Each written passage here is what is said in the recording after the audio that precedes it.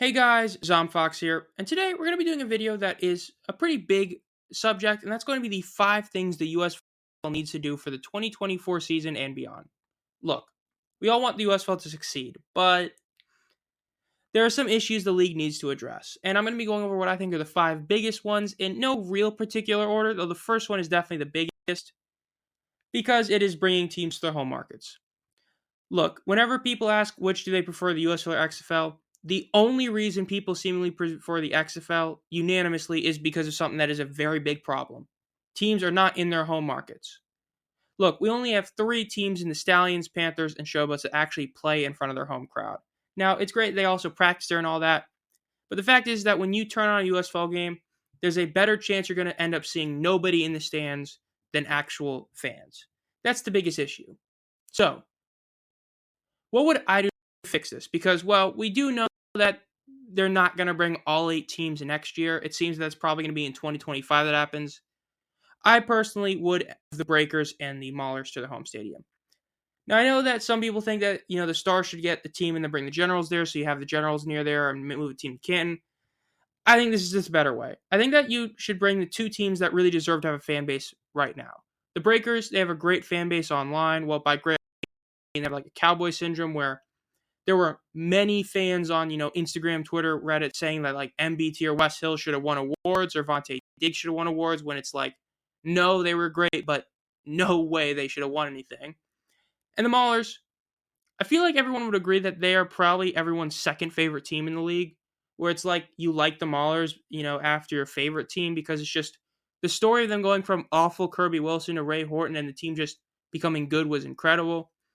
That's what I think the league needs. 2 teams that deserve to have their home stadium actually have people in there and play in their home stadium. So the Breakers would go to Ullman. Pretty obvious. That's basically the only one that makes sense. It's a stadium that's not huge to the point where it's going to dwarf a crowd of 15,000 people, but it's one that's not small to the point where nobody can go there. And that's where the issue with the Maulers comes in. The fact is that they have either the huge Acrisure Stadium or Highmark Stadium. Now, I honestly wouldn't be opposed to them going to Highmark if they're going to help make it a bigger stadium. But unless that's going to happen, they'd have to go to Acrisure, which is the big problem why the Maulers probably haven't, gotten to Pittsburgh, is the fact that they have to pretty much go to Acrisure. But I feel like Highmark could work if they, actually try to invest in the stadium and help out and maybe potentially get part of ownership. Just saying, I think there's a lot of ways you can work with that. Try to get the number to 10,000 and have sellout games. I would say these teams need to have fan bases. And in doing this as well, you make it to the point where we now have half the teams would be in their home stadium in the north, and 3/5 of them would be in their home stadium in the south. So we'd only have a few games that were actually, not crowded with people. And if they do rebrand a team to Canton and they do it as like the Generals, then you'd have, 6 home teams. I think that'd be a great thing. So I think that would be my solution to problem one. Now, the second one is the weekly primetime game. Look, this is a one that I feel like the league desperately needs to actually look at. Even though the overall numbers went down, one thing that didn't was the difference from, afternoon, daytime to primetime games. Now, last year was a bit more of a difference because the overall more people, but even now we were seeing, increases of 300K going to primetime. And primetime is a big deal. A game starting at 9 to 10 with a 3-hour game is really what primetime is. I know some might say 10, but no, because you're only getting an hour. The issue is that you went from 15 to 11 games from 22 to 23. You need to fix that. So how would I fix it? I would say have a weekly primetime game. Do just like a Thursday night football, Sunday night football, or Monday night football. Have it the same time, the same day, and the same channel every week. Now, since Fox owns the league, you could put it on Fox and have it be like a Saturday night football game, or, Thursday night or Sunday night. I just wouldn't do Friday night if SmackDown's still around, and especially since, at least at the moment they still are under contract by them. Or you could put it on USA or FS1 to boost up one of those channels' overall viewership numbers. I think putting it on Fox is the best case scenario. This is their league, and it would be a great show of them, believing in it, to have a game every week at primetime one day. So you could have, let's just say, Saturday night football every week. You still could have a game on Sunday night, or maybe Thursday night or Friday night, though I wouldn't do that. I would only have Saturday, Sunday in that case.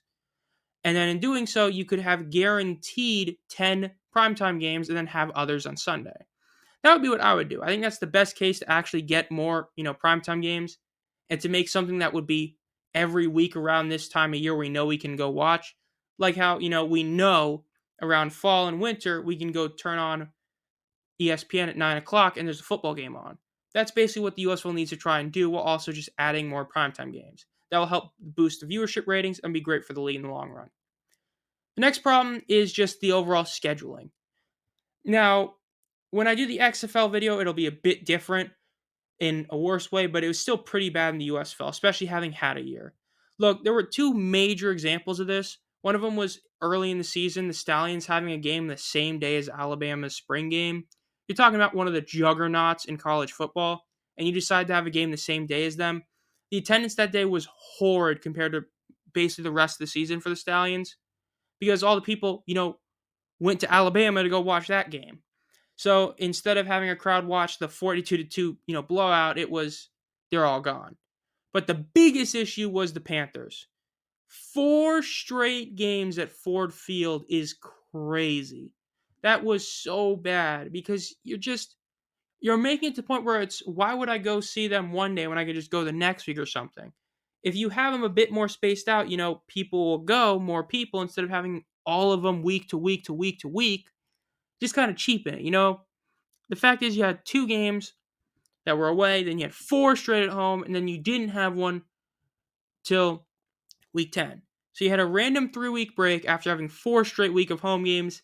That's a bit crazy. The max you should have is 3, and even then I'd say 2 should be the max.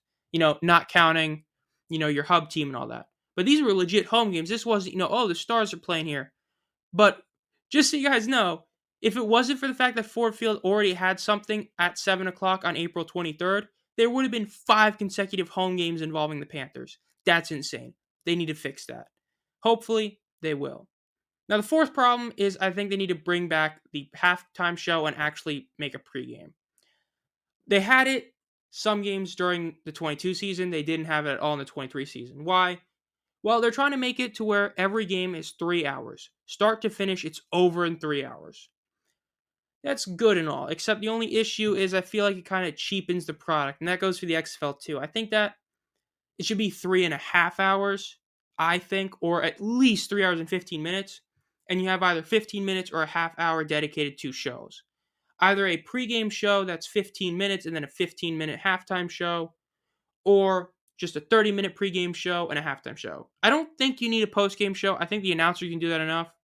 But I think having a pregame show is a really good thing, as it's just super weird for both these leagues I'll talk about in the XFL too, to go from watching, a show, a movie or something, and then just randomly, boom, a football game starts. Instead of going into a pregame show that's saying, hey, we've got the football game coming up, here's who's playing and all that. I just think it'd be a really good way to make it also seem more professional. I really like that about the 22 season. I'm really upset they didn't bring it back at all. And though part of the problem is that they did shorten the halftime to 10 minutes, but I think they need to bring it back in some way, somehow. I think that'd be great. And the last problem is basically everything about the draft. Look, I like the fact that both leagues are taking a completely different approach to drafts. The XFL is doing multiple mini drafts. The USFL is doing one legit big draft. The issue is the USFL draft was a complete failure. There were so many issues with it. The biggest one being the fact they weren't even really telling the players. Some players, saw it on Twitter and stuff and were like, oh yeah, I got drafted. Other guys like Malik Cunningham are like, really? I got drafted? I didn't even know about it. That's an issue. You got to make sure you call the players.